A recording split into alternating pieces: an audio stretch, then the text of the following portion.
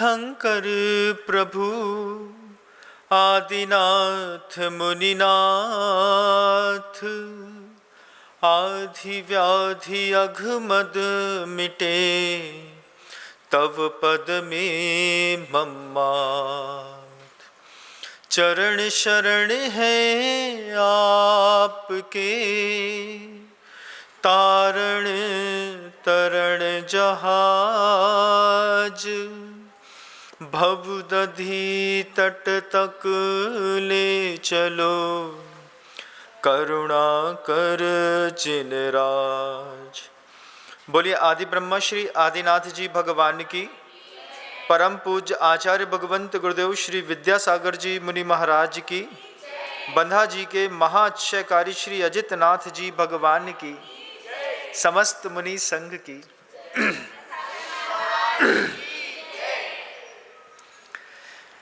निरंतर पिछले 10-15 दिनों से भगवान वर्धमान स्वामी का वह पावन पवित्र चरित्र हम सुन रहे हैं। मैं बोलता हूं तो मैं भी सुनता हूं और सुनाता भी हूं। कई लोगों को ऐसा लगता है कि महाराज जी 15 दिन हो गए हैं, भगवान वर्धमान स्वामी का चरित्र जल्दी खत्म हो जाए। जल्दी खत्म करना सिर्फ 5 मिनट का खेल होता है। भगवान महावीर का तप कल्याणक मनाएंगे, तप कल्याणक के बाद बोलेंगे कि 12 वर्ष की साधना करी, उसके बाद उनको केवल ज्ञान हो गया। केवल ज्ञान के बाद 30 वर्ष तक रहे और 72 वर्ष की उम्र में योग निरोध किया और भगवान महावीर को निर्वाण हो गया। इतना बोल दूं तो 5 मिनट में भगवान महावीर का ये जो पावन पवित्र चरित्र है ये खत्म हो जाए। लेकिन ये 5 मिनट सुनने के लिए ना आप यहाँ पर आते हैं, ना वहाँ पर बैठ करके YouTube पे कान लगाते हैं। आप जानना चाहते हैं कि वास्तव में उस वक्त क्या हुआ था जब वर्धमान स्वामी स्वयं धरती पर यहाँ पर थे, उनके सामने कैसी घटनाएं घटी हैं। उन सारे के सारे दृश्यों को हम स्वयं अपनी आँखों से विजुलाइज करने का प्रयास कर रहे हैं कि हम भी देखें कि उस वक्त कैसी स्थिति बनी थी। राज दरबार में माता त्रिशला के सामने वर्धमान बैठे हैं। वर्धमान से कहा गया, त्रिशला ने, सिद्धार्थ ने, जिस शत्रु ने, यशोदया ने, कि यशोदा के साथ तुम्हारा विवाह करने का हम लोगों का मन है। भगवान महावीर स्वामी उस वक्त कहते हैं इस बात को कि 30 वर्ष की उम्र होने को आई है, मेरी उम्र स्वामी वृषभनाथ तीर्थंकर के जैसी नहीं, 84 लाख पूर्व की, मात्र 72 वर्ष की आयु है। उसमें मुझे और भी अन्य कार्य हैं। मैं यशोदा से विवाह नहीं कर सकता। मुझे स्त्री से तत्संबंधी कोई विचार भी मेरे मन के अंदर नहीं है। मुझे सिर्फ वैराग्य स्वीकार करना है। ये वैराग्य शब्द को सुनकर के माँ की आंख से आंसू आ गया, उस वक्त भी और इस वक्त भी। आज भी कोई बच्चा बोले कि मुझे दीक्षा लेनी है तो माँ उसको हजारों संकटों वाली बातें बताती हैं। उस वक्त माता त्रिशला ने तो महावीर से कुछ नहीं कहा, स्वामी वर्धमान से कुछ नहीं बोली, सिर्फ आंख से बड़ी बड़ी मोती वाले आंसू गिरा दिए। लेकिन अगर आज की डेट में कोई पुत्र अपने पिता से जाकर के कहे कि मुझे गुरुदेव के संग में जाकर के दीक्षा लेनी है, तुमको कंडीशन अप्लाई सिखाई जाती है। ठंडी गर्मी कैसे सहोगे, एक टाइम का भोजन कैसे सहोगे, कौन तुमको खिलाएगा, फिर तुम्हारे मन का नहीं मिलेगा तो तुम्हारा कैसा पेट भरेगा। ये खाने पीने छोटी छोटी बातों से बच्चों को कई बार माता पिता जो होते हैं वो घर के अंदर बहलाते फुसलाते रहते हैं। कई बार बच्चों का आत्मबल कमजोर होता है तो बैठ भी जाते हैं। लेकिन यही 18 साल की उम्र होती है साधु बनने की। 18-19 साल की उम्र में कोई साधु बने, 20 साल तक गुरुदेव के साथ रहे, उसके बाद जब निखर करके हीरा बन करके समाज के बीच में जाए तो पहली बार में जय जयकार होती है। उम्र है बंधुओं, 20 साल 15 साल गुरु जी के साथ रह लो, उसके बाद फिर अगली 40-50 साल जब समाज के बीच में आप रहेंगे, आपको लगेगा कि गुरुदेव ने आपको हीरा बना दिया। ये जो आपके वर्धमान स्वामी थे, वर्धमान स्वामी माता त्रिशला से कहते हैं कि मुझे अब ये परिवार और घर को छोड़ करके और दीक्षित होकर के मुझे अपने उद्देश्य की पूर्ति करनी है, अपने तीर्थंकरत्व के काल को भी वर्तना करानी है। ये बात जब वर्धमान स्वामी ने कही तो माता त्रिशला बड़ी बड़ी आंख से आंसू गिरा करके सिर्फ एक ही बात कहती है। त्रिशला को पता है कि जन्म से मति ज्ञान, शुद्ध ज्ञान, अवधि ज्ञान इनके पास है। वर्धमान स्वामी भी माता त्रिशला को देख करके उनके मन की बात को पकड़ नहीं पा रहे हैं। अवधि ज्ञान से वो आगे पीछे चीज तो देखते हैं, लेकिन माता त्रिशला के मन के अंदर क्या चल रहा है ये वो बता नहीं पा रहे हैं, सोच नहीं पा रहे हैं। वो भी सोचते हैं कि कुछ ज्ञान की तो कमी मेरे पास भी है। कितना अच्छा होता कि माँ के मन के अंदर जो विचार चल रहे हैं उन विचारों को मैं पकड़ लेता। त्रिशला बड़ी बड़ी आंख की बूंद यहाँ पर रख करके प्रियंकारिणी कहती है कि बेटा, जिस सिद्धि को प्राप्त करने के लिए तुम ये पूरा का पूरा राजमहल छोड़ करके जाना चाहते हो, वो सिद्धि क्या तुम्हें राजमहल के अंदर नहीं मिल सकती? माँ भी कहती है ना, पंचम काल की माँ भी कहती है जितना धर्म ध्यान करना है घर ही में कर लो, घर में क्या बुराई है, हम सोले को भोजन बना के दे देंगे, घर में रह लियो, घर में व्रत के प्रतिमा के संयम पालन कर लेना, घर ही में रह करके धर्म ध्यान कर लो, बाहर काय को भग रहे दीक्षा लेवे के लाने, कौन संभालेगा तुमको? जैसे आज आप अपने बच्चे से कहते हैं, ऐसे ही माता त्रिशला ने वर्धमान स्वामी से कहा कि जिस सिद्धि को तुम वन में जाकर के प्राप्त करना चाहते हो, वो सिद्धि क्या तुम्हें जंगल की सिद्धि घर में नहीं हो सकती? क्या ऐसा नहीं हो सकता कि तुम यहीं पर रह करके अपने तीर्थंकर की वर्तना कर लो? वर्धमान मुस्कुरा करके बस एक ही बात कहते हैं कि मुझे सिर्फ स्वयं सिद्धि को प्राप्त होना होता तो मैं इस कमरे के अंदर बैठ कर भी सिद्धि को प्राप्त हो जाता, लेकिन पूरी की पूरी विश्व की जनता को भी मुझे सिद्धि प्राप्त करानी है। मेरा उद्देश्य सिर्फ स्वयं को मुक्त करना नहीं, पूरे विश्व को भी मुक्ति का रास्ता दिखाना है। और जब मैं ऐसा करूंगा तो फिर लोगों में इस प्रकार की धारणा बन जाएगी कि घर के अंदर बैठ करके भी सिद्धियां हो सकती हैं, तो लोग घर में ही सिद्धि करने का प्रयास करेंगे, जबकि उसके लिए वन अपेक्षित है। ये बात भगवान महावीर ने अपनी माँ त्रिशला से बोली। त्रिशला बोलती है कि लोगों को मंजिल में पहुंचाने का उद्देश्य तुम्हारा है क्या? तुम्हें लगता है कि तुम्हारे राह दिखाने से लोग मंजिल पे पहुंच जाएंगे? वर्धमान स्वामी कहते हैं, मेरा काम है राह दिखाना, दीप स्तंभ बनना। जो भव्य होंगे वो उस दीप स्तंभ का सहारा लेकर के निश्चित अपनी मंजिल तक पहुंच जाएंगे। त्रिशला के मनाने पर भी जब वर्धमान स्वामी के मन के अंदर वो विचार बिल्कुल भी स्खलित नहीं हुआ, उन्होंने निश्चित कर लिया कि बस अब मुझे दीक्षा ही लेनी है। वो वैराग्य भाव, वो विचार मन के अंदर चल रहा था कि संसार में 3 प्रकार का जो वैराग्य होता है, संसार का, शरीर का और भोगों का। दुनिया में कई प्रकार के लोग होते हैं जिनको भोगों का वैराग्य होता है लेकिन शरीर का नहीं होता। कई लोगों को शरीर का वैराग्य होता है, भोगों का होता है, लेकिन संसार का नहीं होता। कुछ लोगों को संसार से वैरागी मिलेंगे लेकिन शरीर और भोग से वैरागी नहीं मिलेंगे। लेकिन स्वामी तो संसार, शरीर और भोग तीनों से वैरागी निकले। अपने उस वैराग्य का वो चिंतन ही कर रहे थे कि ब्रह्म स्वर्ग से जितने भी लौकांतिक देव थे, वे पूरे के पूरे लौकांतिक देव वहां से थालियां भर भर करके कुछ पदार्थ लेकर के धरती पर नीचे उतर आए। लौकांतिक देव पंचम स्वर्ग का नाम है बंधुओं। वहां पर रहने वाले जो देव होते हैं वे शुद्ध बाल ब्रह्मचारी रहते हैं, एक भवावतारी रहते हैं। और जब प्रभु का जन्मोत्सव हुआ था तब तो वो नहीं पधारे, तब तो उन्होंने प्रभु की तरफ देखा भी नहीं। लेकिन जब वैराग्य की बात हुई तो वैराग्य की बात में जितने लौकांतिक देव थे सब नीचे उतर करके, प्रभु अभी चिंतन ही कर रहे हैं कि सारे के सारे लौकांतिक देव आकर के खड़े होकर के प्रभु के सामने कल्प वृक्ष के पुष्पों को लेकर के आए।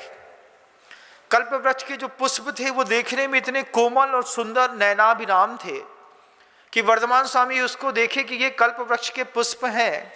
लोकांतिक देव अपनी सुंदर सी काया श्वेत चंद्रमा के समान चमकता हुआ शरीर लेकर के सामने खड़े होकर के पहले उन्होंने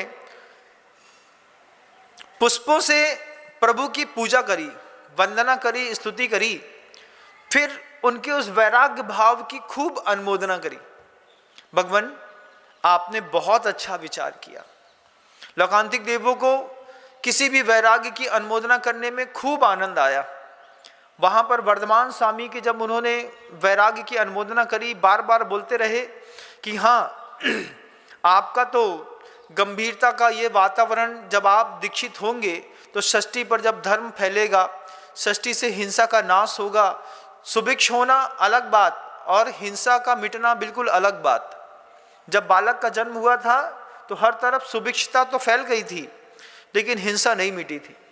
हिंसा वर्धमान स्वामी के तीर्थ शासन काल में अपने चरम पर थी बंधुओं, अपने चरम पर। लोकांतिक देवों ने वर्धमान स्वामी के उस पूरे के पूरे वैराग्य भाव की अनुमोदना करी, बहुत देर तक प्रभु को संतुष्ट किया और लोकांतिक देवों की वो गंभीर वाणी और अपने अनुभव दोनों को मिला करके वर्धमान स्वामी ने इस बात को निश्चित कर लिया कि मुझे दीक्षित होकर के यहाँ से अब तीर्थ की प्रवर्तना करनी ही है। तीर्थं करोति इति तीर्थंकरः, जो तीर्थ का करने वाले होते हैं। तीर्थ तट से बना है, नदी का जैसे तट होता है, उस तट शब्द से तीर्थ बना है कि जो पार लगाने की सामर्थ्य रखता हो, पार लगाने का खुद पार होता हो और पार लगाने के दूसरों को पार लगाने की जिसके पास सामर्थ्य हो, उसको तीर्थंकर कहा। जब ये भाव पैदा हुआ, फिर पुनः एक बार सिद्धार्थ ने, त्रिशला ने, जितशत्रु ने, इन सब ने एक और बहुत बड़ा महोत्सव देखा। प्रभु के जन्म कल्याणक महोत्सव पर जितने देव आए थे, वे सारे के सारे देव धीरे धीरे धीरे करके प्रभु के 30 वर्ष के होने के बाद पुनः धरती पर आने लगे। वैराग्य के लिए चिंतन करते साथ ही सौधर्मेंद्र के आसन कंपायमान हुए। कंपायमान आसनों से सौधर्मेंद्र को पता चला कि प्रभु को वैराग्य भाव पैदा हुआ है, वे दीक्षा लेने के लिए जा रहे हैं। और इस बार पुनः असंख्यात देवी देवता, वाद्य यंत्र, स्त्रियां, नर्तकियां, सची, सारे के सारे देव पूरी स्वर्गपुरी को खाली करके फिर वापस धरती पर उतर आए। लेकिन इस बार जितने भी जिस स्वर्ग से देव आए थे, उन सब का मनोभाव बिल्कुल अलग था। जब जन्मोत्सव के समय पे स्वर्ग से देव आए थे, तब स्वर्ग का इंद्र बड़ा खुश हो रहा था कि तीर्थंकर प्रभु का यहाँ पर अवतार हुआ है, अवतरण हुआ है। इस बार वे सारे के सारे देव अपने शांत गंभीर मनोभाव के साथ इस बात का चिंतन करते हुए कि जैसे प्रभु की मति हुई है, ऐसी ही हमारी भी बुद्धि हो, हमारा भी ऐसा विचार बने कि हमें भी यहाँ पर आकर के दीक्षा लेनी है। भगवान महावीर स्वामी अपनी दीक्षा से पूर्व में मात्र अपने वैराग्य चिंतन के साथ वो ध्यान की सामग्रियों को इकट्ठी करने में लगे रहे। घर के अंदर जो हम जाकर के ये हाथ पर हाथ धर करके बैठ जाते हैं ना, ऐसा बैठ करके लगे रहते हैं कि अब मुझे ध्यान होगी, ध्यान होगी, ध्यान होगी। लेकिन ध्यान की कामना करना अलग वस्तु और ध्यान करना बिल्कुल अलग वस्तु बंधु। ध्यान की सामग्रियां होती हैं, उन ध्यान की जैसे भोजन बनाने की सामग्री होती है, ऐसे ही आत्मा के निर्मल ध्यान करने की कुछ सामग्रियां होती हैं। जब तक वो सामग्रियां इकट्ठी ना हो जाएं, तब तक ध्यान लगता नहीं। महाराज, हमने तो सुनी थी कि भात दाल बनावे के लाने सामग्री इकट्ठी करने पड़त। आप तो साधना में ध्यान की बात कर रहे। ध्यान के बारे में तो हमने सुनी थी कि बस हाथ पे हाथ धर लो, आंख बंद कर लो, पैर पे पैर धर लो, पद्मासन जैसे भगवान के सामने बैठ जाओ, सो ध्यान लग जात। आर्त ध्यान तो लग सकता है, वहां पर ऐसा बैठ करके आप रौद्र ध्यान भी कर सकते हैं। लेकिन ऐसा बैठ करके आप धर्म ध्यान और शुक्ल ध्यान करना बड़ा कठिन होता है। कथनचित आप धर्म ध्यान भी कर सकते हैं, लेकिन शुक्ल ध्यान करना घर के अंदर, वो भी हाथ पर हाथ धर के, असंभव। तो ध्यान की सामग्री आचार्य भगवंत ने कितने कोमल शब्दों में वो कारिका रखी कि तीर्थंकर खुद सोच रहे हैं कि जब तक मैं अपनी पूरी ध्यान की सामग्री इकट्ठी न कर लूं तब तक मैं अपने संचित कर्मों का नाश कैसे करूंगा। तप के माध्यम से सिद्ध होने वाले साधु बिल्कुल अलग होते हैं और ध्यान के माध्यम से अपने कर्मों की निर्जरा करने वाले साधु बहुत अद्भुत होते हैं। जीवन भर तप किया, तप करके कोई निर्वाण को प्राप्त हो गया, बिल्कुल अलग बात। लेकिन ध्यान अग्नि से नष्ट कर प्रथम पाप परिताप कुंथुनाथ पुरुषार्थ से बने ना अपने आप। आचार्य भगवंत कहते हैं कि ध्यान की सामग्री घर के अंदर इकट्ठी करके देखो मिलती है कि नहीं। ध्यान करने वालों जो घर के अंदर बैठ करके शुद्ध आत्मा का, चक्षकायमान आत्मा का ध्यान करते हो, उनके लिए आचार्यों ने कारिका लिखी है। कारिका में आचार्य भगवंत कह रहे हैं वैराग्यम तत्व विज्ञानम नैर्ग्रंथम समचित्तता परीशः जयश्चेति पंचैते ध्यान हेतवः। जिसको भी धर्म ध्यान करना हो, जिसको भी शुक्र ध्यान करना हो, कर्मों की निर्जरा करनी हो, उसको ये 5 प्रकार की सामग्रियां इकट्ठी करनी पड़ती हैं, घर के अंदर हो चाहे वन में हो। भवने बनेवा। वैराग्यम, सबसे पहले वैराग्य होना चाहिए। ध्यान के लिए किसी वस्तु में टिके हैं, हमने कल कहा था ना वो बात, हमारी पूरी की पूरी मति सिर्फ 4 चीजों पर टिकी है। हम वर्ण के प्रेमी हैं, वर्ण की भक्ति करते हैं। हम रस के प्रेमी हैं, हम रस की भक्ति करते हैं। हम गंध के प्रेमी हैं, हम गंध की भक्ति करते हैं। हम स्पर्श के प्रेमी हैं और स्पर्श की भक्ति करते हैं। हम जिनेंद्र भगवान के प्रेमी नहीं है। अंतर्मन से पूछना, जितना अच्छे अच्छे रंगीन कपड़े खरीदने में, रंगीन चीजें देखने में आनंद आता है, उतना बिना रंगीन जीवन में आनंद आता है कि नहीं। आचार्य श्री कहते हैं रंगीन दुनिया में रह करके रंगहीन रहना सीखो। लेकिन रंगहीनता आपको पसंद नहीं है। आप वर्ण के प्रेमी हैं, रस के प्रेमी हैं। थोड़ा सा ठंडा गरम कम मिल जाए, थोड़ा तीखा मिर्ची कम मिल जाए, नाक मुंह बन जाता है ना। कल बोली थी ये बात को। हम गंध के प्रेमी हैं, थोड़ा सा भी बैड स्मेल मिलती है नाक मुंह सुखेड़ लेते हैं। स्पर्श के प्रेमी हैं, ठंडी में पूरा ओढ़ लेंगे, भैया बहुत लग रही, अमेरिका में तो कम लगाती तो ज्यादा लग रही है। और फिर उसके बाद गर्मी लगे तो और सब खोल लेंगे, फिर जाकर के बीच में नहाने लगेंगे। स्पर्श के प्रेमी है, अच्छी चीजें चाहिए, कोमल चाहिए, कोमल सैया चाहिए, कोमल स्वभाव चाहिए, सबको कोमल चाहिए। इन 4 के प्रेमी तो आप खूब हैं। लेकिन आचार्य कहते हैं ध्यान के लिए वैराग्यम, इन 4 से जो प्रेम छूट जाए, वैराग्य आए। तत्व विज्ञानम, स्वाध्याय करा हो सो तत्व विज्ञान हो, 7 तत्वों के ऊपर श्रद्धा हो। आश्रव, संबर, बंध, निर्जरा और मोक्ष, ये जो तत्व हैं, इन तत्वों में कभी उपयोग की शक्ति जाती है घर के अंदर? सिर्फ एक ही पे शक्ति जात है। आज चना की दाल खत्म हो गई है, आज सरसों खत्म हो गई है, ठंडी आ गई है तो तिली धोने हैं, रजगिरा लेकर के आने हैं, बेखसखस को दाना लेके आने हैं। सुबह से लेके शाम तक सिर्फ खाने में उपयोग है। घर के अंदर रहने वाले लोग ध्यान की बात कर रहे हैं, सिर्फ एक ही चीज़ चलती है, हाँ खाने में क्या बना है, भोजन में ले आओ, जो बना है सो ले आओ। आ दिया, कढ़ी बनाई है, अब वो खट्टी में अमकरिया कम है सो दिक्कत, मिर्ची ज़्यादा चली गई सो दिक्कत। अब ऐसा आदमी घर के अंदर बैठ करके तत्व विज्ञान करे, संबर, निर्जरा, आश्रव, बंध, मोक्ष, जीव, अजीव। आचार्य भगवंत कहते हैं इसके बारे में जब पक्का श्रद्धानी हो जाए कि जरा जरा सी बात में आश्रव होता है, जरा जरा से उपयोग से बंद होता है, उपयोग की विशुद्धि बढ़ाने से निर्जरा होती है, विशुद्धि से पुण्य संचय होता है, पुण्य से साता साता के उदय होते हैं। ये सब चीज़ों पे विश्वास है कि नहीं है? क्या है? पता है कि दान देने से पुण्य बढ़ता है, आगे चल करके हमारे लिए सुविधाएं मिलती हैं। थोड़ा बहुत तो होगा मुंह दिखाई वाला, लेकिन आचार्य भगवंत कहते हैं इस मुंह दिखाई वाले वैराग्य से, इस मुंह दिखाई वाले तत्व विज्ञान से, ऐसे वैराग्यम तत्व विज्ञानम नैर्ग्रंथम समचित्तता परिशय जयत चेति पंचैते ध्यान हेतवा।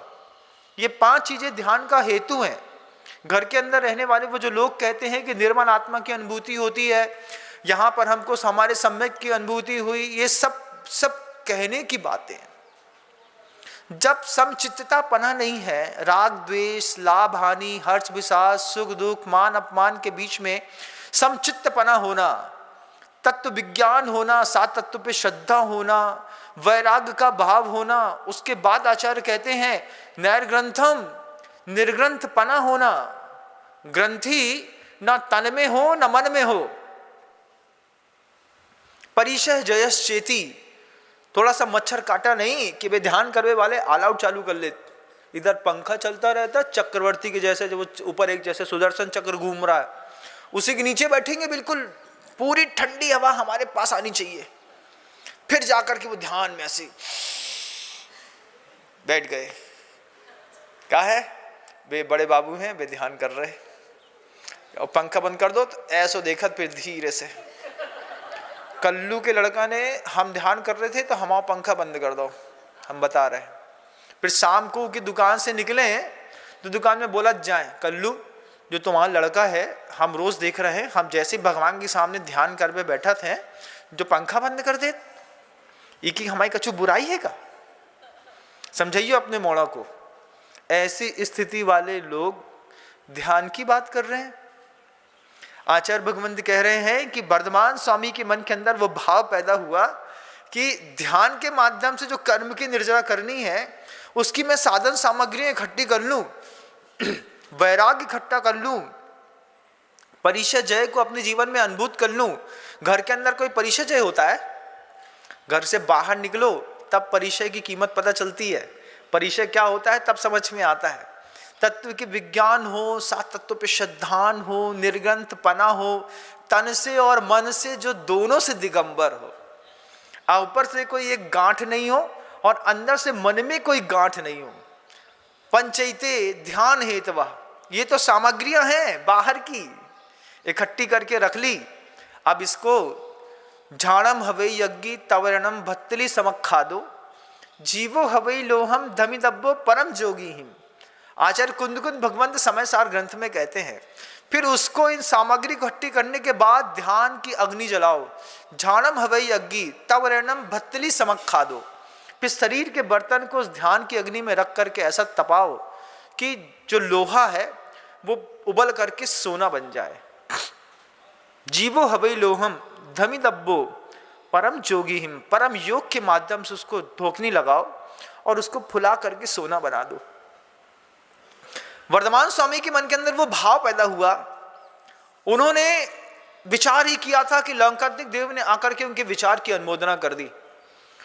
वहां के ज्ञान से मन के अंदर की बात को देख करके जैसे ही लौकांतिक देवों ने उनकी अनुमोदना करी, तो लौकांतिक देवों की गंभीर वाणी को सुन करके भगवान ने अपने मन के अंदर के विचारों को एक मेल देखी और उनके मन के अंदर जो भाव पैदा हुआ, तो सौधर्मिंद का आसन कंपायमान, पूरे के पूरे असंख्यात देवी देवता लौट करके फिर वापिस आकर के उस पूरे के पूरे कुंडपुर ग्राम में खड़े हो गए।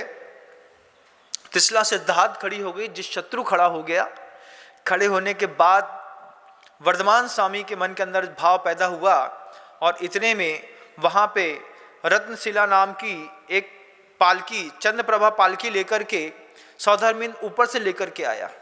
जन्मोत्सव के समय में ऐरावत लेके आया, लेकिन जब भगवान को वैराग्य की बात हुई तो वहाँ से पालकी लेकर के आया। पालकी में प्रभु जी को बैठाया। बैठाने से पूर्व में एक और काम हो गया। सौधर्मिंद्र ने इशारा किया देवों को, और देवों ने जैसे जन्मोत्सव के वक्त पंक्तियां बना करके सुदर्शन मेरु से क्षीर समुद्र तक अभिषेक किया था, ऐसे पूरे के पूरे आकाश मार्ग से एक बार देवों ने फिर पंक्ति बनाई क्षीर सागर समुद्र तक। वहां तक जाकर के वहां का जल लाए। जल ला करके भगवान के वैराग्य भाव की अनुमोदना करने के लिए सौधर्मिंद्र ने इस बार कुंडपुर नाम के गांव में स्वयं सबके सामने प्रभु जी का फिर क्षीर सागर के जल से अभिषेक कर दिया। अभिषेक करने के बाद अंतिम अभिषेक था सांसारिक जीवन का। फिर दिव्य वस्त्र और दिव्य आभूषण पहनाए। वे दिव्य वस्त्र और आभूषण भी अंतिम थे प्रभु की देह में। इसके बाद प्रभु कोई आभूषण नहीं पहनेंगे, इसके बाद प्रभु कोई वस्त्र नहीं पहनेंगे। सौधर्मिंद्र ने सोच करके पुनः अभिषेक किया, वस्त्र पहनाए, आभूषण पहनाए। सब पहनाने के बाद जब चंद्र प्रभा नाम की उस पालकी पर प्रभु को बैठाया, तो फिर पुनः पूरे के पूरे कुंडपुर में रहने वाले लोग और देवता गणों के बीच में उनके सौंदर्य को देख करके, उनके वैराग्य भाव को देख करके अपने आप में बड़ा आश्चर्य पैदा हो गया। इतना अद्भुत वातावरण था। आप शब्दों से वहां तक जाकर के सोचिए कि एक साधु को, एक तीर्थंकर परमेष्ठी की दीक्षा के वक्त का क्या माहौल था। सौधर्मेंद्र ने भगवान को पालकी पर बैठाया। चूंकि महाराज सिद्धार्थ त्रिशला कर्म भूमि में उनकी दीक्षा के कार्यक्रम होने थे, सबसे पहले मनुष्यों ने भगवान की वह दिव्य पालकी उठाई। दिव्य पालकी उठा करके मनुष्य 7 हाथ आगे चले। 7 हाथ चलने के बाद सौधर्मेंद्र ने प्रभु की पालकी अपने कंधे पर जब रखी, तो उस दृश्य को देख करके लोग देखते रह गए। एक तरफ सौधर्मेंद्र उनके बगल वाले डंडे पर पालकी उठाए, ईशान, फिर सानत कुमार, फिर माहेंद्र, कुबेर स्वयं रत्नों का पूरा झालर लेकर के सामने रत्नों की झालर से प्रभु जी के ऊपर तोरण चमन ढुरा रहा था। और जब सौधर्मेंद्र ने कंधा नीचे लगाया, तो सारे के सारे देव को कहने लगे, पूरे स्वर्ग का वैभव प्रभु के चरणों के नीचे कंधा लगा के खड़ा है। ईशान, सानत कुमार, महेंद्र, स्वर्ग के जितने देव थे, जब उन्होंने स्वर्गों में वहां पे वो पालकी उठाई, पालकी उठाने पर सब देव कहते थे, जिसके पूरे के पूरे नगरी में इतना जबरदस्त वैभव है, वो पूरे का पूरा वैभव प्रभु के चरण के नीचे आकर के खड़ा हो गया। सौधर्मेंद्र अपने आप में अद्भुत अद्भुत प्रभु की पालकी का वो सौंदर्य, उसके ऊपर प्रभु विराजमान। और सौधर्मेंद्र ने आकाश मार्ग में प्रभु का विहार कराया। 7 कदम सौधर्मेंद्र ने चल करके जब प्रभु की पालकी उठाई, उसके बाद भवनवासी देवों के बाद भवनत्रिक के देवों ने भी प्रभु की पालकी उठा करके दूर आकाश पे लेकर के घुमा करके ला करके वापस घनघोर जंगल में उस रत्नशिला के ऊपर जाकर के प्रभु जी स्थापित हुए। आपने तो देखा नहीं, मैंने देखा। जब मैं पुस्तकों को, ग्रंथों को पढ़ता हूं, तो मैं एक एक दृश्य को आंख से देखता हूं, आंख बंद करके ऐसे देखता हूं कि कैसे वो व्यंतर भवनत्रिक के देव दूर तक ले गए होंगे, कैसे नाना राज्य के देवताओं ने आकर के वहां पर उत्सव मनाया होगा। फिर घनघोर जंगल में जाकर के प्रभु ने वहां पर स्फटिक मणि के समान बिल्कुल सफेद चकचकायमान रत्नशिला थी। उस रत्नशिला के ऊपर सचिंद्राणी ने हीरे को उंगली से चूर चूर करके उस पर ऐसी रंगोली डाली। उस रंगोली के ऊपर प्रभु जी को विराजमान किया। विराजमान करने के बाद जब प्रभु जी वहां पर विराजमान हुए, उसके बाद पूरी की पूरी सभा, त्रिशला, सिद्धार्थ, जितशत्रु, यशोदया, यशोदा, पूरे के पूरे देव सब सामने बैठे थे। भगवान को उस घनघोर जंगल में जब मगसिर बदी 10वीं का दिन था, जब भगवान ने अपनी दीक्षा के उस भाव को स्वीकार किया, दीक्षित हुए, अपने सारे परिग्रह को त्याग किया। माघ का महीना है, अभी जो है आपका ये नवंबर चल रहा है ना, नवंबर के बाद अभी कुंवार के बाद कार्तिक, कार्तिक के बाद जो है अभी ये पूस आएगा, पूस के बाद माघ आएगा बंधुओं। उस माघ के महीने में प्रभु जी ने ठंडी में, भरी ठंडी में दीक्षा ली। भरी ठंडी में पूरे के पूरे देव, पूरे के पूरे कुंडपुर के वासी सामने बैठे थे। दीक्षा होने से पहले प्रभु ने सारे देवताओं को और जितने भी मनुष्य थे सबको संबोधन दिया। संबोधन दे करके प्रभु जी ने बोला, आपिच्छ बंधु भंगम विमोचितो गुरु कलत पुत्ते। त्रिशला से कहते हैं, मेरी शरीर की जन्मदात्री हो, लेकिन मेरी आत्मा अजर अमर है। सिद्धार्थ को भी बहुत स्नेह से समझाते हैं। सिद्धार्थ पिता बहुत जल्दी समझ जाता है बंधु, लेकिन माँ को समझने में बहुत टाइम लगता है। मोह है, चीज ही ऐसी है। त्रिशला नीचे आंख करके हाथ जोड़ करके बैठी थी, आंख से झरझर आंसू बह रहे थे। और त्रिशला को संबोधन करते हुए भगवान महावीर स्वामी ने गांव में जितनी त्रिशलाएं थी, जितनी स्त्रियां थी, सबको संबोधन दिया। सारे पुरुष वर्ग को, देवताओं को संबोधन देने के बाद, संतुष्ट करने के बाद, समझाने के बाद, सबको संतुष्ट करके फिर प्रभु ने जब एक एक करके अपने दिव्य आभूषण उतारने शुरू किए तो एक शरीर पर एकमात्र भी कुछ भी परिग्रह शेष नहीं रहा। जब पूरे के पूरे आभूषण उतारे, सौधर्मिंद्र ने हाथ में रत्नों की एक बहुत बड़ी थाल लेकर के उन सारे आभूषणों को झेल लिया। प्रभु तो ऐसे छोड़ते चले जा रहे थे, सौधर्मिंद्र नीचे खड़ा होकर के, छूटे हुए स्थान पर खड़े होकर के सारे आभूषणों को हाथ में ले लिया, सारे वस्त्रों का उन्होंने त्याग कर दिया।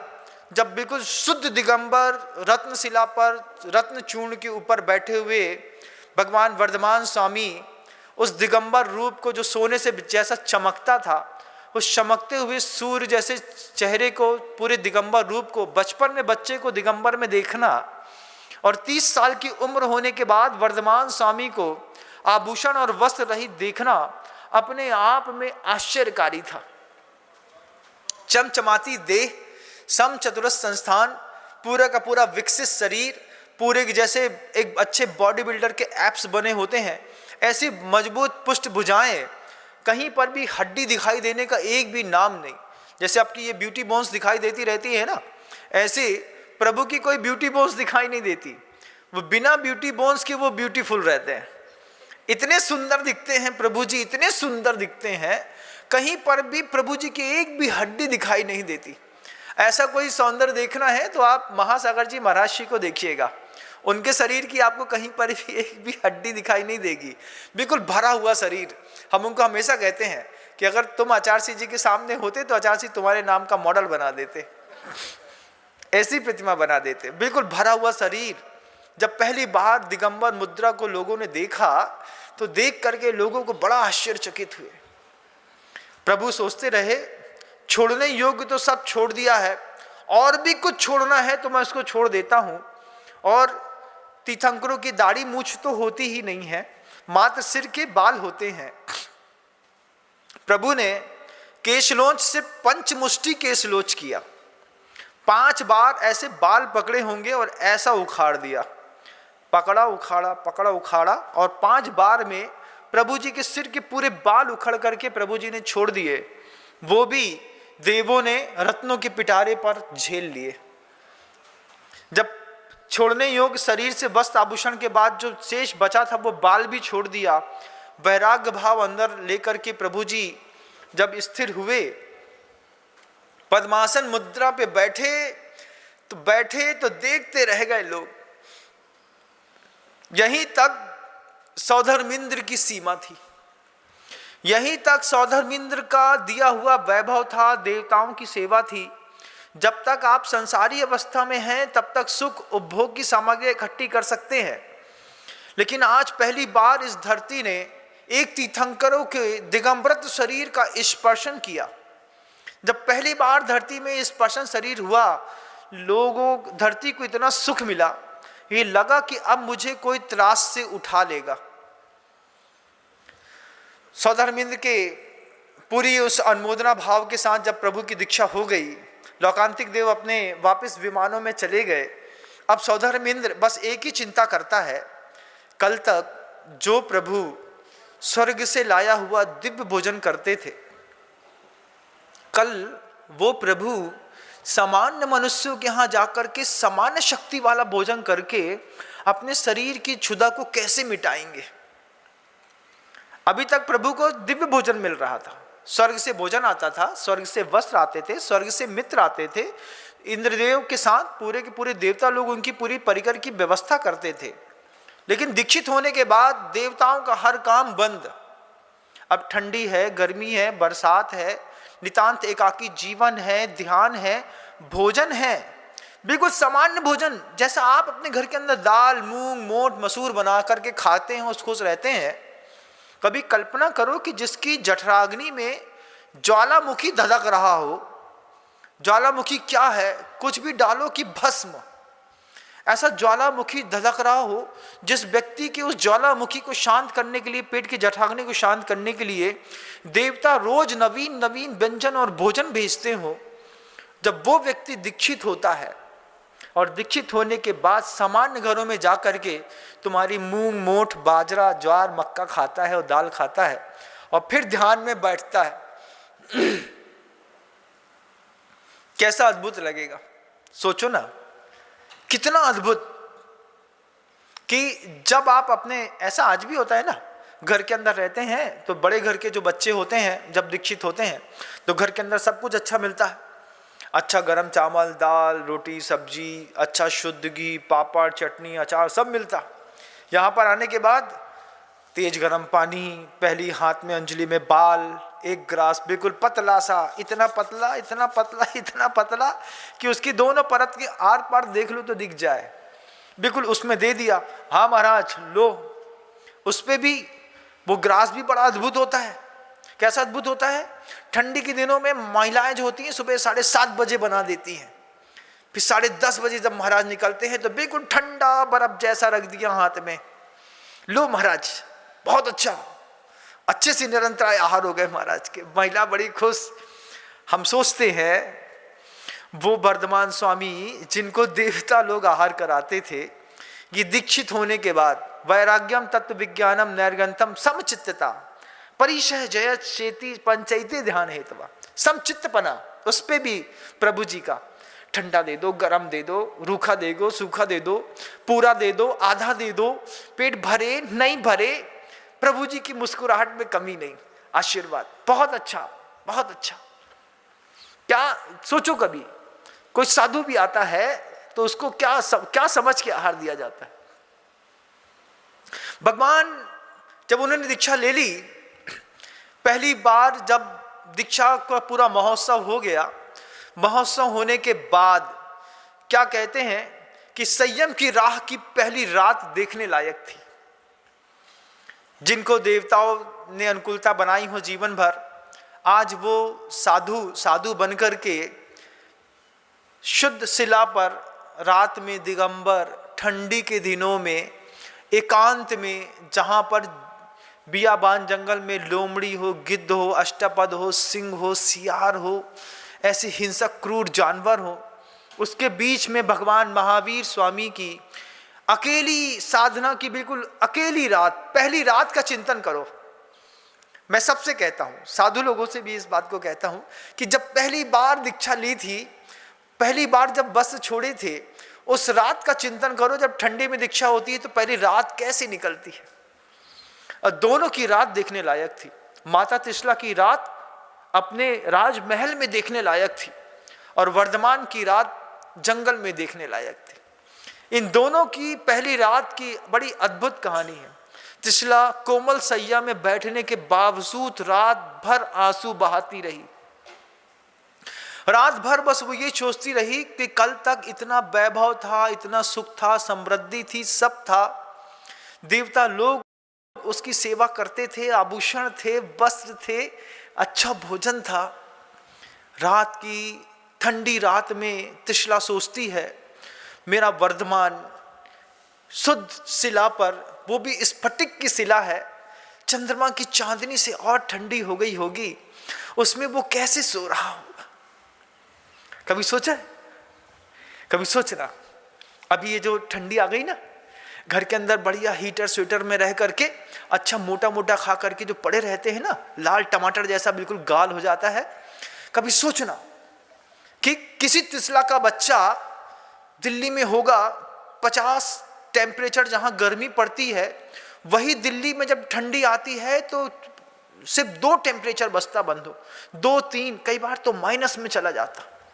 घर के अंदर लोग 3-3 स्वेटर पहन करके लेटे रहते हैं। कभी सोचिएगा ठंडी में साधु कैसे पाटे में चुपचाप सोता रहता है। वो भी तो किसी त्रिशला का महावीर है। उसके लिए भी तो कोई माँ होगी, वो सोचती होगी रजाई के अंदर जब मल्टिंग काल्लो के 3-3 कंबल ओढ़ने के बाद, सॉक्स पहनने के बाद, शूज पहनने के बाद, ठंडी में भैया बहुत ठंडी है, ऐसा बोलते हैं ना आप लोग। उस वक्त सोचिएगा कि वो साधु चुपचाप पाटे में, समचित्तता, जो ठंडे पाटे में कैसे सोता होगा। त्रिशला सोचती रह गई। संयम की पहली रात दोनों के लिए अद्भुत थी। वर्धमान स्वामी जब लेटे तो उनको तो बड़ी निराकुलता लगी कि बोले संसार की सब चीज़ों को आज मैं बहुत दूर छोड़ आया हूँ। लेकिन जो मोही लोग होते हैं वो सोच करके कांप गए कि सिंह के बीच में, सियार के बीच में, जहाँ दूर दूर से ध्वनि आ रही हो, ऐसे जंगल में वो शिला पर चुपचाप अंधेरी रात में सन्नाटे में कैसे सो रहे होंगे, कैसे वो ध्यान कर रहे होंगे, कौन उनको संभालेगा। अब न देवता है, न परिकर है, न मित्र है, कुछ भी नहीं। वर्धमान नितांत अकेले हैं, नितांत अकेले। तब जाकर के ध्यान सिद्ध होता बंधु। अभी तो बहुत साहस है आप लोगों के घर के अंदर, क्योंकि परावलंबन की दुनिया है। परावलंबन कितना है? बोले घर के अंदर जितनी चीजें इकट्ठी करके रखी है ना, वो सब तुम्हारे परावलंबन का सच्चा सबूत है। बैंक बैलेंस तुम्हारे परावलंबन का सच्चा सबूत है। कितने बड़े खरबपति अरबपति होंगे, घर के अंदर की एक एक वस्तु को देखिएगा। एक छोटी सी सुई, वो भी परावलंबन का सबूत है। चप्पल भी परावलंबन का सबूत है, तो टीवी भी है, तो घर के अंदर के रखी हुई भोजन सामग्री भी। कितना परावलंबन है जीवन में। अपने घर की एक एक वस्तु को देखो और फिर देखो कि मैं कितना परावलंबी हूं। साधु कितना स्वावलंबी है, कुछ नहीं चाहिए उसको। कैसे वर्धमान स्वामी संयम की अकेली रात को बियाबान जंगल में गुजार रहे थे। देखे तो लोग देखते रह गए, सोचते थे क्या होगा, कैसे करेंगे। घर घर में इस बात की चर्चा चल रही थी। वर्धमान स्वामी की दीक्षा हुई है। वर्धमान स्वामी ने दीक्षा ले ली है, वे तीर्थंकर हैं, उनकी तीर्थंकरत की वर्तना होनी है। लेकिन दीक्षा होने के बाद शुद्ध मौन, एक शब्द बोलना नहीं है। घरों में लोगों में इस बात की ख्याति थी, क्योंकि भगवान पार्श्वनाथ के शिष्य उस समय भी इस धरती पर मौजूद थे। उस समय भी मुनि महाराज थे। लेकिन सोचिए, मैं बार बार उस बात को जब सोचता हूं तो मुझे बड़ा अंदर से वो भाव पैदा होता है। तीर्थंकर भी क्यों ना हो, तीर्थंकर को भी दीक्षा लेने से पहले नमस्कार करना पड़ता है। उन्होंने किसी को अपना गुरु नहीं बनाया, लेकिन नमः सिद्धम बोल करके कहीं ना कहीं तो दीक्षित होने के पहले अपना माथा झुकाना ही पड़ता है बंधु। तन को और मन को दोनों को झुकाए बिना कब किसी को निर्ग्रंथपना मिला। नमः सिद्धम कहकर के उन्होंने दीक्षा ग्रहण करी, सिद्धों को नमस्कार किया। नमस्कार शब्द था, कहीं तो झुका, कहीं तो सुविधा के क्षेत्र से बाहर निकला, कहीं तो भविष्य को निर्माण करने की कला सीखी। सिद्धार्थ सोचते हैं कि ये पूरी की पूरी सुविधाओं को छोड़ करके बाहर निकला है, कैसे जिएगा, कैसा उसका ध्यान है, क्या वो यहां पे नहीं हो सकता था? वास्तव में नहीं हो सकता था बंधु। पहली संयम की रात वर्धमान स्वामी की और माता त्रिशला की अद्भुत थी। सुविधा के क्षेत्र से बाहर निकलने के बाद जो सुकून मिलता है, वो सुकून कभी आप घर के अंदर रह करके महसूस नहीं कर सकते। कभी दुनिया में एक दिन ऐसा गुजारो जहां पर तुम्हें कोई पहचानता ना हो, तुम्हारी कोई मान प्रतिष्ठा की कीमत ना हो, कोई तुम्हें पूछता ना हो, नितांत अकेले। कभी पागलपन में एक दिन जी के देखो, एक दिन जी के देखो। घर से बाहर निकल जाओ, एक रुपए नहीं हो, पैसा नहीं हो, कुछ भी नहीं हो, किसी अनजाने शहर में पूरा शहर घूम करके देखो एक दिन, जहां तुम्हें कोई पहचानता नहीं, तुम्हारी कोई प्रतिष्ठा नहीं, तुम्हारे धन की कोई कीमत नहीं, तुम्हारी कोई शक्ति की कोई बात नहीं। नितांत अकेले में सुविधा के हर क्षेत्र से बाहर निकल करके एक दिन भी जियोगे तो समझ में आ जाएगा। वर्धमान स्वामी ने इतनी अभूतपूर्व सुविधाओं का पूरा जीवन छोड़ करके और दीक्षित होकर के निकल गए। त्रिशला सोचती रह गई। घर घर में इस बात की चर्चा थी कि कल तक वो दिव्य भोजन करते थे, लेकिन अब जब भी भोजन को उठेंगे तब हम जैसे समान गृहस्थों के घर में वर्धमान स्वामी का आहार होगा। घर घर में इस बात की चर्चा चल रही थी। पति अपनी पत्नी से कहता है, सुन, तू वर्धमान को बहुत चाहती थी ना, अब उनकी दीक्षा हो गई है। दीक्षा होने के बाद वो आहार में उठेंगे तो देसी गाय का भोर का निकला हुआ शुद्ध दूध पहली बार का देना उनको। भोर के निकले हुए दूध में और शाम के निकले हुए दूध में अंतर होता है। जब गाय दिन भर पूरा चारा चर करके आती है, चारा चर के आने के बाद रात में जब चरवण करती है, जुगाली करती है, जुगाली करने के बाद पूरा रस बनाती है, तो सुबह सुबह की बेला में जब गाय के थनों से जो पहला दूध निकलता है, उस दूध की शक्ति में और शाम के दूध की शक्ति में अंतर होता है। पति अपनी पत्नी से कहता है कि सुन, वर्धमान स्वामी के लिए अपनी गाय को जैसी खड़ा करेगी ना, तो भोर का शुरुआत का दूध उनको दे देना।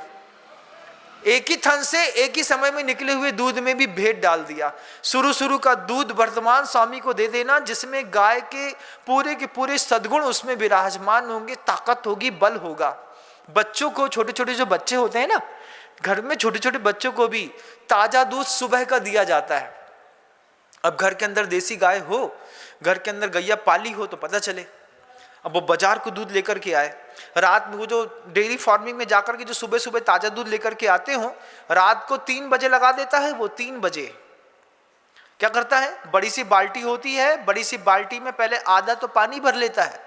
उस आधा पानी भरने के बाद वो जो यमराज का वाहन है ना, भैंसा, किसका वाहन है, यमराज का, उसी भैंसा की पत्नी भैंसिया उसका दूध उसी ठंडे पानी में, अनछने पानी में डाल दिया। अब हम सुबह सुबह गए, भैया दूध ले आओ, बच्चा को उठाते ना घर, जाओ बेटा पापा के लाने दूध ले आओ, पापा को जाने आए, हाँ गए, वो भैंसिया को दूध जो है उन्हें पानी में मिला करके दे दो। और वहां पे आकर के पापा ने चाय पी ली, काफी पी ली, दूध पी ली और चले गए। कहाँ चले गए, यमराज के पास जाने की तैयारी है। भैंस को दूध पियत, पूजा करत गैया की, दूध पियत भैंस को। अच्छा बताओ, भैंस की पूजा करत का तुम लोग, हम गलत बोल रहे हैं, हम सही बोल रहे हैं? पूजा करते हो ना गाय की, हाँ, और भैंस दूध कौन को पियत, भैया महाराज दूध तो भैंस को अच्छा लगत, और गाय की पूजा करा तो भैंस को दूध पियत। कैसी मत है तुम लोगन की, गैया को दूध पिए महाराज बहुत ही पतरो रहत, इतनों पतरों की चाय भी अच्छी नहीं लगे। लेकिन वहां पर पति कहता है पत्नी से, शुद्ध गाय है घर की, उसका दूध शुरुआत का भोर का दूध निकाल करके वर्तमान के लिए तैयार रखना, उसी का तू घी बना ले, उसी की तू मलाई बना ले, उसी के तू मिष्ठान बना ले, उसी को जब स्वामी आएंगे तो दे देना। 1-2 घर में नहीं, हर घर में इस तरीके के शुद्ध औषधि, आयुर्वेद और भोजन विज्ञान की चर्चाएं चल रही थी। वर्धमान स्वामी बियाबान रात्रि पर बैठे थे, उनके उपवास, दीक्षा होने के दिन तो उनका उपवास था ही, दूसरा दिन भी उनका उपवास में निकल गया। लोगों ने सोचा कि स्वामी आज उठेंगे, लेकिन दूसरे दिन भी उनके उपवास के भाव को देख करके घर के अंदर की सामग्रियां लोगों ने जो तैयार करी थी, उनके चेहरे पर थोड़ी सी खिन्नता आ गई। और जिन लोगों ने तैयारी नहीं कर पाए थे, उनके चेहरे थोड़े प्रमुदित हो गए कि हम आज तैयारी नहीं कर पाए हैं, तो कल तो वर्धमान उठेंगे, तो कल हम वर्धमान स्वामी का पड़गाहन कर लेंगे। अब पड़गाहन स्वामी का पड़गाहन कैसे होता है, कैसे उनकी आहारचर्या होती है, क्या वो आहार में लेते हैं, उनको क्या मिलता है, कहाँ मिलता है, इन सब बातों के लिए हम कल पुनः उपस्थित होंगे। अभी शब्दों को विराम देता हूँ। गुरुदेव श्री विद्यासागर जी महाराज की जय हो। और हमेशा एक बात को कहना चाहता हूँ कि वर्धमान स्वामी का चरित्र जो है, हम महावीर का चरित्र महावीर बनने के लिए सुन रहे हैं। इसका रसास्वादन करो, इसमें जियो, इसको सीखो और अपने घर में माहौल बनाओ, बच्चों को माहौल बनाओ, बच्चों के लिए माहौल बनाओ। कैसा दूध होता है, कैसी मूंग मोठ होती हैं, कैसा भोजन दिया जाता है, कैसा औषधि विज्ञान होता है, कैसे तरीके से ठंडी में, गर्मी में, बरसात में साधुओं की चिंता करी जाती है। ये सब चीज़ें आपको सीखने का मौका मिले, आप भी अपने कर्म की निर्जरा कर पाएँ और आप भी अपने लिए ध्यान का साधन जोड़ पाएं। देशना प्रवचन सिर्फ इसलिए होता है बंधु, आपको सुख मिले। शब्दों को विराम देता हूं, कल पुनः प्रयास करूंगा। गुरुदेव श्री विद्यासागर जी महाराज। जा वाणी के ज्ञान से सूझे लोका लोक, सो वाणी मस्तक नमो सदा देथों दो। हे जिनवाणी भारती तो हे जपो दिन नैन, जो तेरी शरणा गहे सो पावे सुख।